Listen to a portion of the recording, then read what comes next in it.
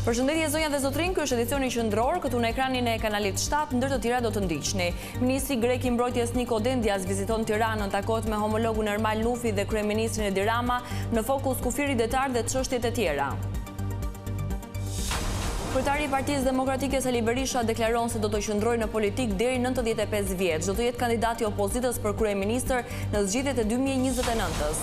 Shpërtim tritoli në një market në Tiranë vetëm do me materiale. Biznesi i përket babait të 2 vëllezërve Lika që janë në kërkim për ngjarjen ku u plagos polici. Bashkimi Evropian kërkon forcimin e luftës ndaj krimit. Ministri i Brendshëm Lamallari thotë se pasuritë e konfiskuara do të përdoren për të mirën publike. Formati më i ndjekur Ferma VIP hyn në fazën e nxe, 12 konkurrentët në televotim në mbrëmje do të mësohen se çfarë ndodh në marrëdhënien e Indritit me Vanesën.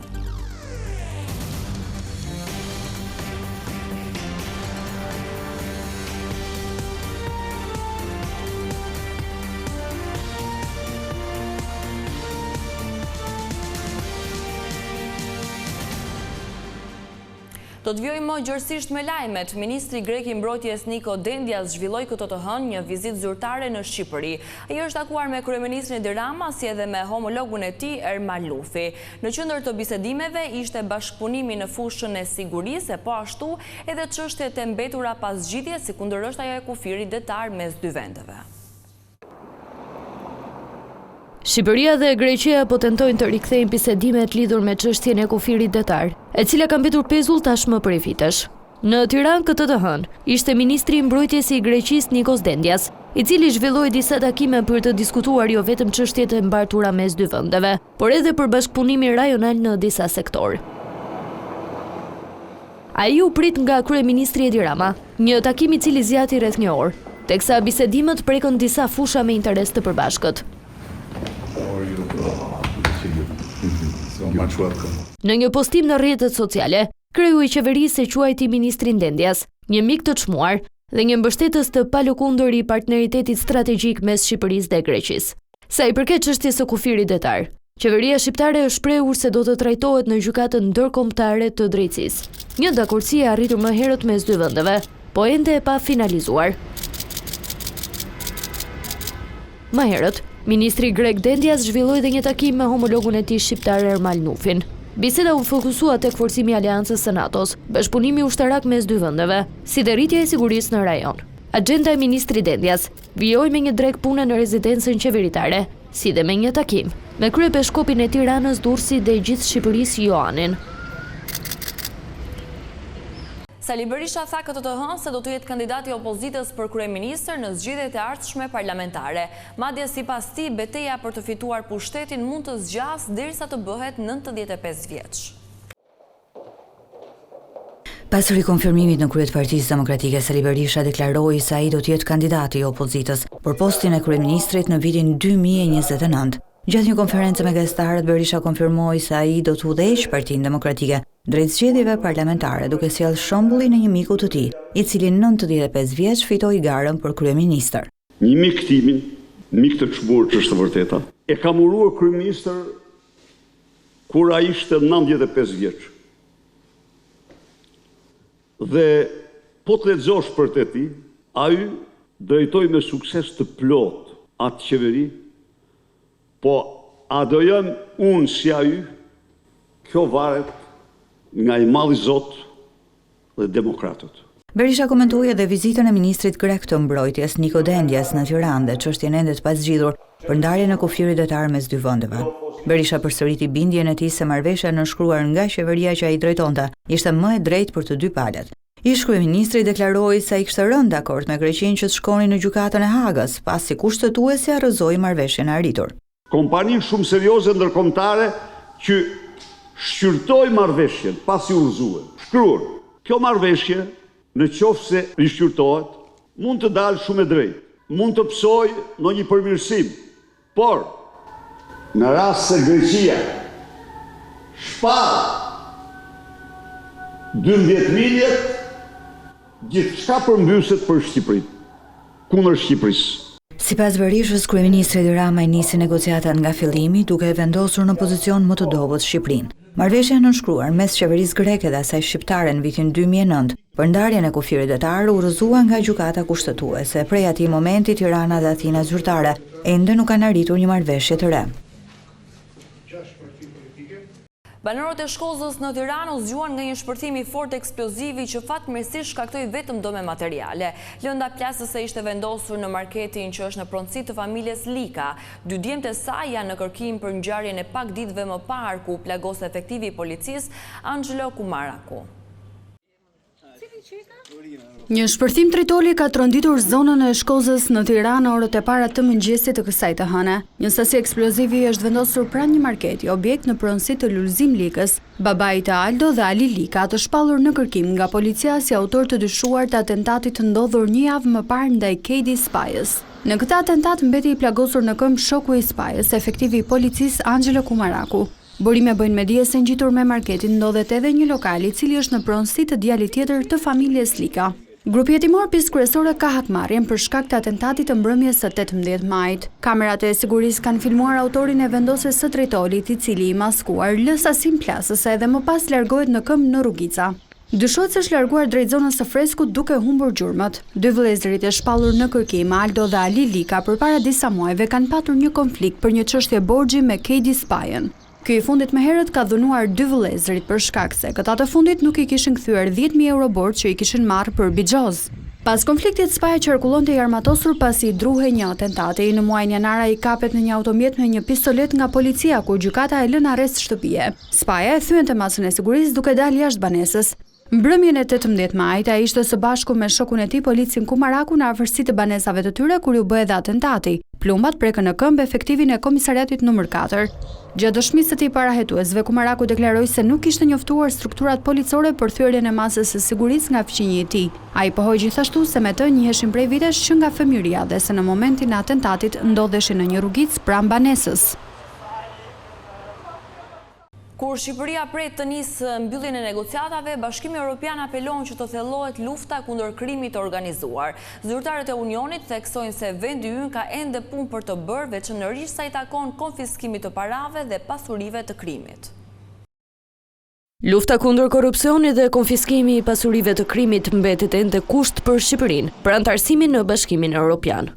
Në konferencën nga konfiskimi tek mira publike, i ngarkuari me punë i Bashkimit Evropian, Andre Rizo, nënvizoi se vendi ynë ka bërë progres në këtë drejtim, por mbetet ende rrugë e gjatë përpara.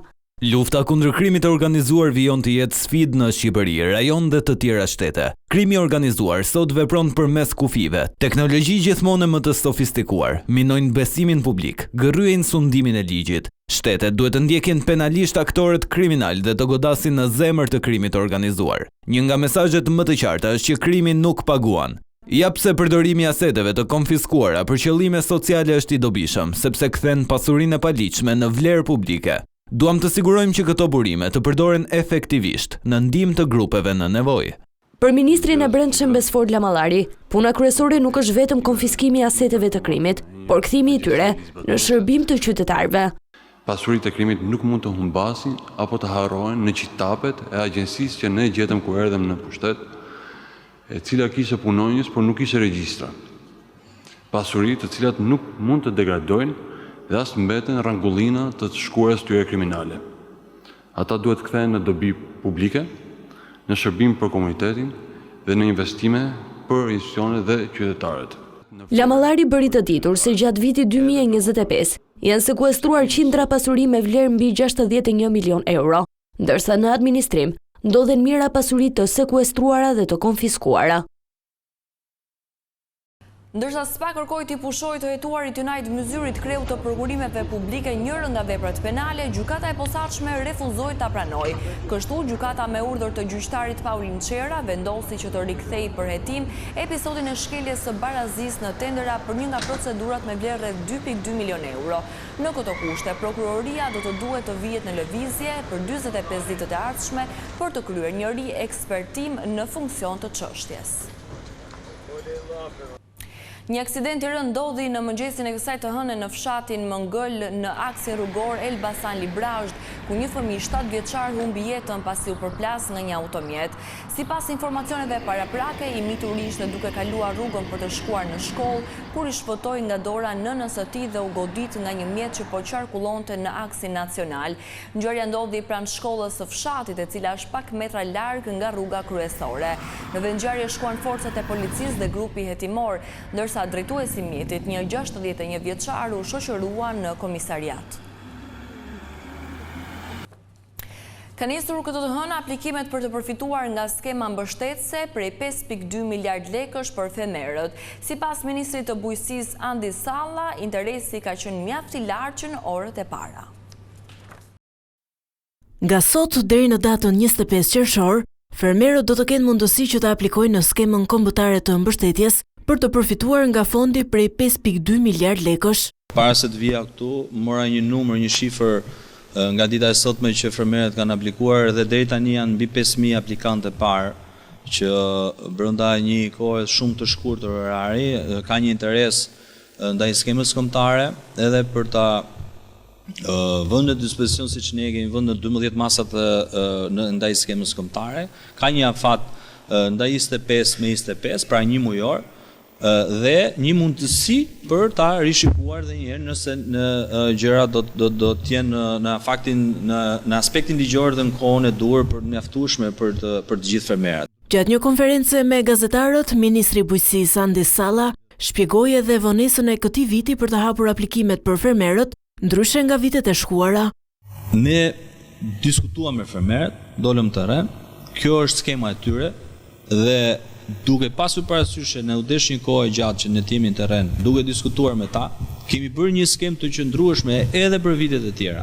Në mënyrë që ne mos ndryshojmë skemat her pas here dhe fermerët gjendet i papërgatitur për skemat kombëtare dhe çfarë do të vijë në vitin e radhës. Pra ne kemi bërë një skemë të qëndrueshme këtë vit dhe kjo na u desh një kohë e caktuar, në mënyrë që ne të përgatiteshim siç duhet ndaj dëgjesave. Për hapjen e fondeve të IPARD-it, qeveria shqiptare është ende në pritje të përgjigjes së Komisionit Evropian për dosjen e dorëzuar atje. Kemi çuar të gjithë dokumentacionin dhe mbetet në vlerësimin e Komisionit për ta vlerësuar dhe për të ecur në një hap tjetër në IPARD 3-shin.